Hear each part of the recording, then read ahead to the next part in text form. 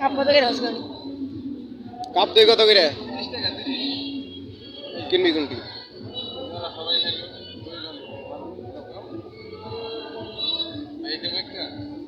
না আমি খাইতাম না।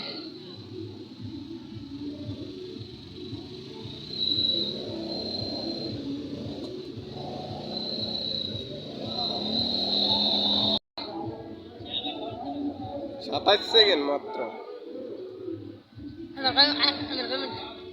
আর মোটা করে